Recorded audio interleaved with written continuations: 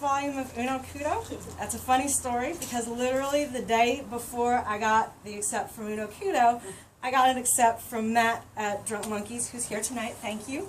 So if you want to read the story that would have been in Kudo, you can go to Drunk Monkeys. It's called Welcome Back to Waldo County. So tonight, instead of reading that story, I'm going to read some poems. This first piece is called Pussy Pass. She's got a pussy pass, he said, because no guy could have gotten away with that.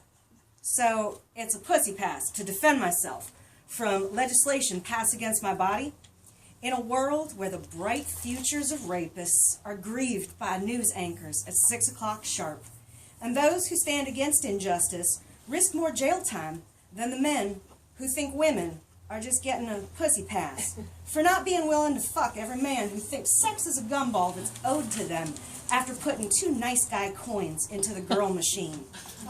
If it's a pussy pass to fight back, I'm gonna swipe the whole stack and forge your fucking signature so I can finally walk the halls when I want to and feel safe. This next piece is from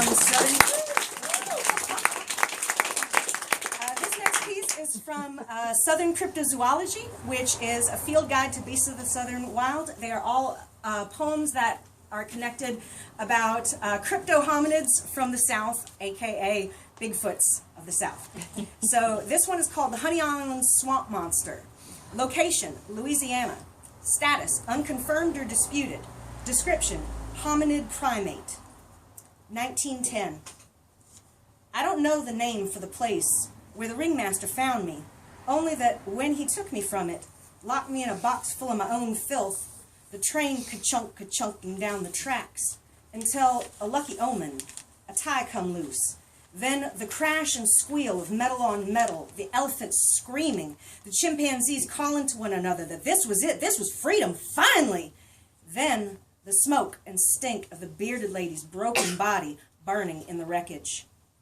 I dug up the camel girl, and even though we had no common tongue yet, I knew she was as trapped as I was, and her eyes were always kind as she passed me bits of fruit between the bars when the ringmaster wasn't around to see her.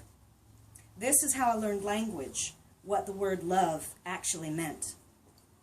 After the wreck, as the lions loped off into the swamps and the moans of the injured tapered off into just the dying hiss of a steam engine coming to rest, we found the ringmaster's body, torso and legs akimbo.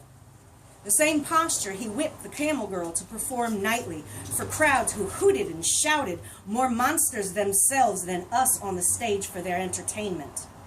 The same posture he forced her into every night in his carriage, her weeping lost in the organ music to all but me, every night on her knees while entrance of the gladiators entertained those with a cruel heart and a few pennies to spare. When she nudged the ringmaster with her toe, she found one last gasp of life left to spare, so she gathered up her petticoats and performed that posture for him one last time. Her steaming stream of urine splashing the brass buttons of his lapel taught me the meaning of a new word, respect.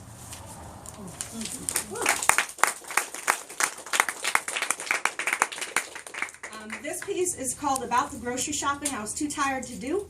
It is from my forthcoming collection from ELJ Publications that drops on Valentine's Day. It's called Before Fire Divorce Poems. Because fuck you, that's why. About the grocery shopping I was too tired to do. About last week's loaf of bread, starting to smell heavy of yeast and sprouting bluish freckles. About the toaster that only works on one setting, burnt. About the black-crusted toast, cloaked under a butter quilt in a cinnamon sugar blizzard. About the unreliable toaster that you can't fix but just won't throw away. About the money we may or may not have to buy a new one. About whether or not we even need a toaster in the first place. About my mama, who brought it as a housewarming gift for us. About the in-laws visiting, because the house still isn't ready for company. About how it never is, how it never will be.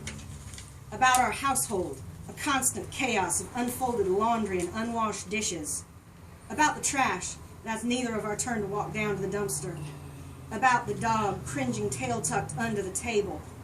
About my temper, so short and my harping so shrill, about my nagging, and how if I stop I'd end up carrying the whole damn house on my back, about the grandma ash always dangling careless from the tip of your Pall Mall, about the television always blaring while I do homework and you try and sleep, about the trust, how it falters, a hopscotch and gotcha game of skinned knees, about a little girl who thought no one would ever love her playing hide and seek, about a lonely little boy who hid under the house and grew up.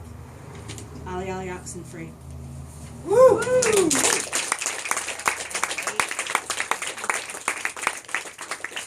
This next piece is a proem.